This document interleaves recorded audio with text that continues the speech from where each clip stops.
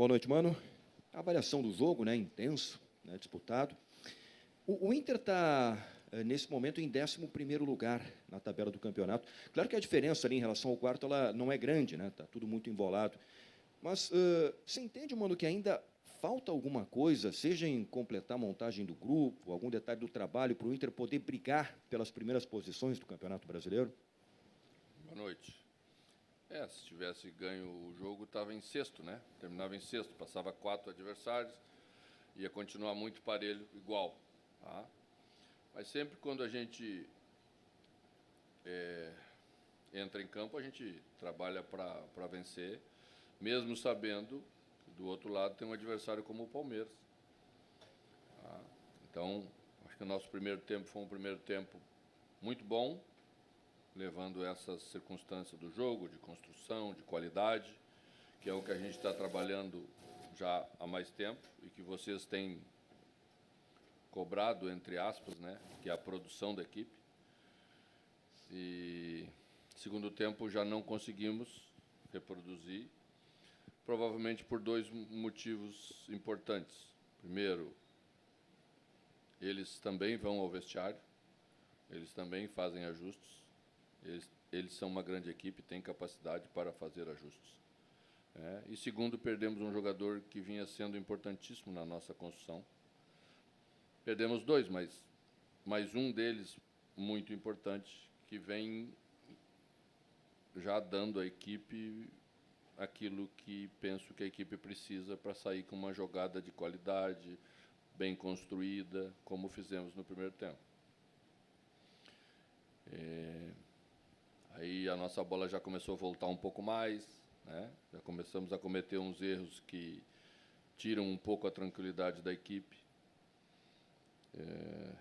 E aí caímos de produção. Mas é assim, são jogos grandes. Nós tivemos o primeiro tempo melhor, eles tiveram um segundo tempo melhor. E o jogo terminou 0-0, podia ter terminado 1-1, podia ter terminado 2-2. Mas um jogo grande, um jogo bem jogado, e é isso que temos que fazer, contra todos os adversários. Mano, hoje, em mais uma oportunidade, a gente viu uma divisão da torcida que já aconteceu em outros momentos, não só em relação ao seu nome, mas muitas vaias na hora do anúncio da escalação e principalmente depois do jogo. E pelo que a gente tem percebido, parece um torcedor um pouco incomodado, principalmente depois do que aconteceu no final de semana, talvez a forma com que o Inter perdeu para o Fluminense.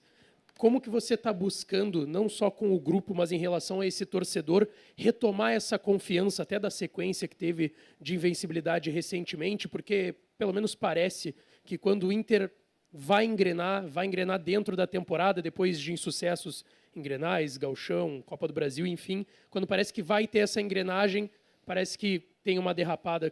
Como é que se resolve isso e se busca retomar essa confiança? Bom, eu não posso responder pelo fator externo. Posso responder pelas questões internas, da maneira como nós estamos nos conduzindo em relação às dificuldades que temos. Pasmem, mas o Palmeiras estava sendo vaiado na quarta-feira. Quando nós fomos jogar no jogo passado no Maracanã, teve vaias antes do jogo para o time da casa. Enfrentamos um adversário que é multicampeão nos últimos anos, mas nos últimos 8 jogos ganhou uma partida. Então, o futebol brasileiro é essa eterna reconstrução. Quando o resultado não vem dentro do campo, todo mundo começa tudo. Mas nos últimos 11 jogos a gente tem uma derrota, né? Então, acho demasiado qualquer coisa que passe do direito das pessoas terem opinião, de criticar, de gostar mais, de gostar menos. E nós estamos trabalhando para que elas gostem mais. Mano, boa noite. Você perdeu o Vitão hoje, que estava pendurado, levou o cartão amarelo, Mercado saiu com desconforto na coxa e o Rodrigo Moledo foi pego no antidoping, tá suspenso.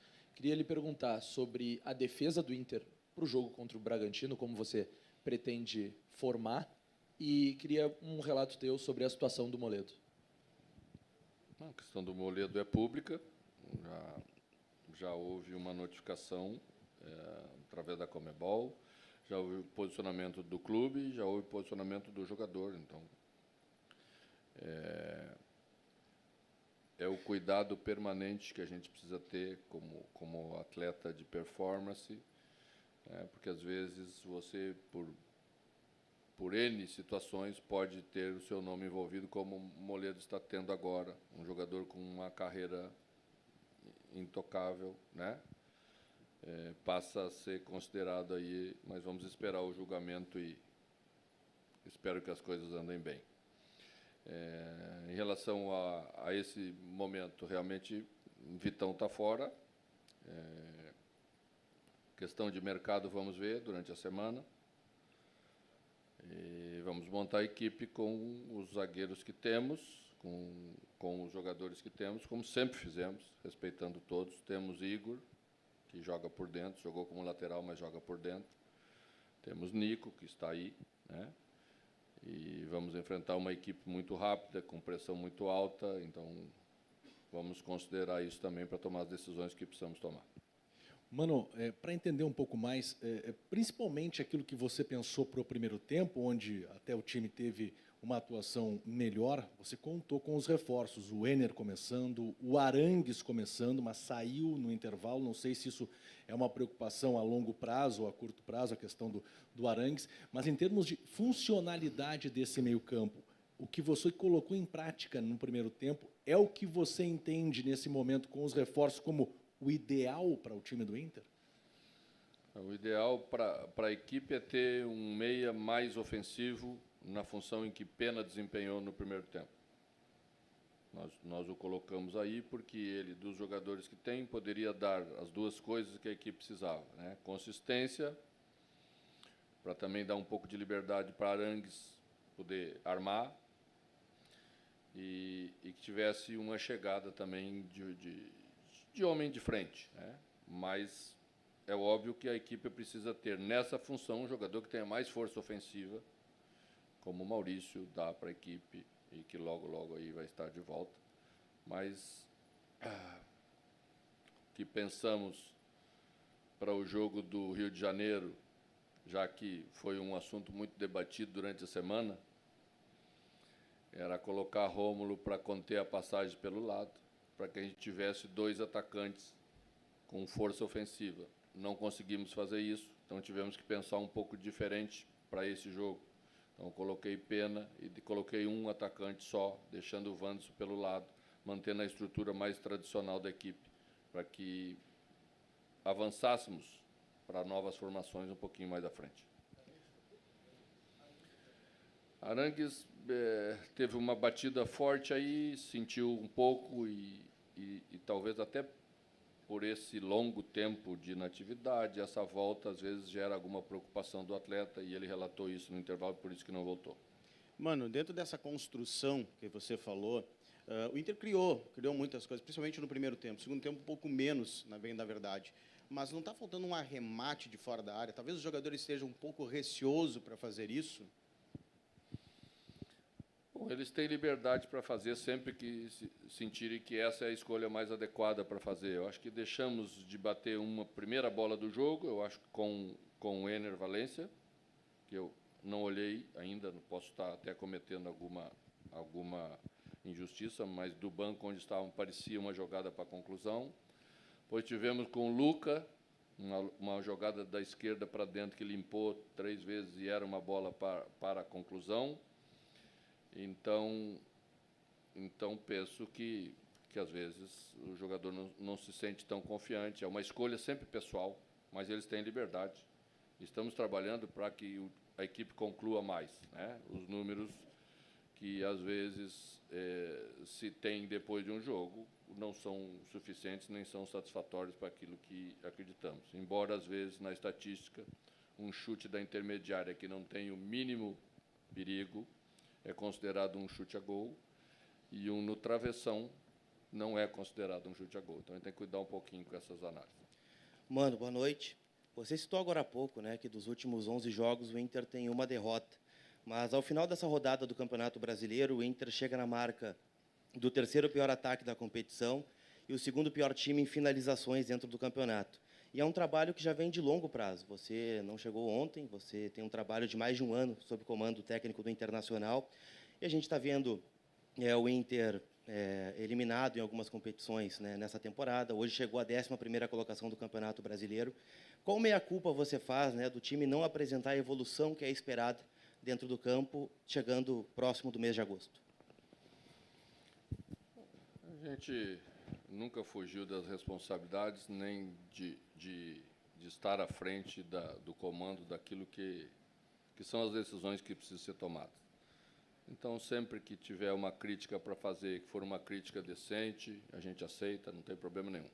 Só não aceita repórter fazer campanha para contratar outro treinador, que aí a gente acha que é muita canalice. O resto está tudo bem. Mano, aqui, boa noite. Essa semana teve um caso de um jornalista, o Guerrinha, acabar trazendo uma situação, uma conversa contigo num programa, e isso gerou uma polêmica nas redes sociais, porque deu a entender na fala do Guerrinha que tu tivesse pedindo instruções para ele ou, de repente, mandando vídeos de jogadores que poderiam ser contratados. Essa foi a impressão que gerou nas redes sociais para os torcedores. Eu gostaria que tu esclarecesse essa situação para te explicar para o torcedor. Bom, não mandei vídeo de jogador para ser contratado nenhum. Se fosse pedir alguma sugestão para o Guerrinha, ia pedir de cavalo de carreira, que ele entende bastante, e jamais de jogador.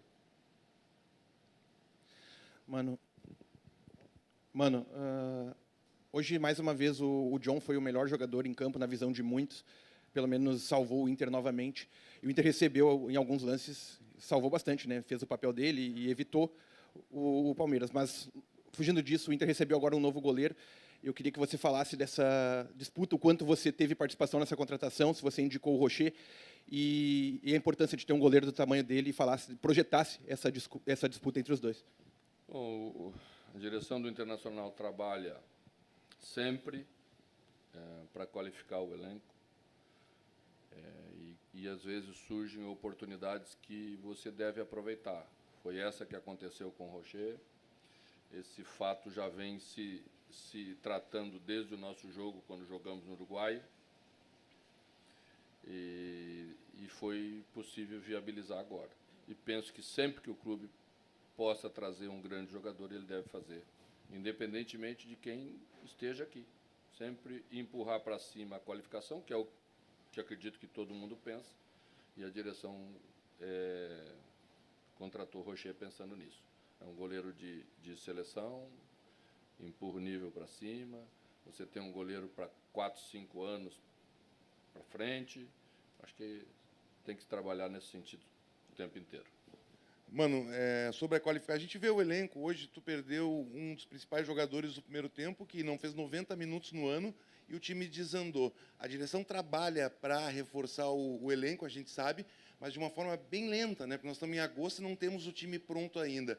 Mas pegando um pouco pontualmente o teu trabalho, o que tu pode entregar diferente que foi entregue até agora para o time ter uma evolução? Pegar os 10 primeiros do Campeonato Brasileiro, nem todos o Inter enfrentou, mas o Inter só ganhou do Flamengo dos que enfrentou. Existe uma paridade muito maior no campeonato este ano, né? É possível ver isso. Tirando o Botafogo, que foi o que distanciou de todos os outros estão muito próximos, já existe um perde-ganha maior, o que, ao meu ver, é mais normal do que aconteceu nos anos anteriores. Então, vejo que as dificuldades que estamos tendo, elas estão dentro do normal, e precisamos continuar melhorando. E quando você tem a oportunidade de colocar jogadores com a qualidade que hoje já estamos tendo no elenco, certamente isso vai significar essa melhora. Temos aí Bruno Henrique chegando, que é um jogador do mesmo nível, do mesmo porte. Então, são jogadores acostumados a grandes jogos, acostumado a grandes equipes, acostumado a conquistas importantes no cenário brasileiro e internacional. Desculpa a redundância, mas é isso que a gente quer. E isso ajuda muito o treinador a ajustar aquilo que ele precisa ajustar para a equipe. Boa noite.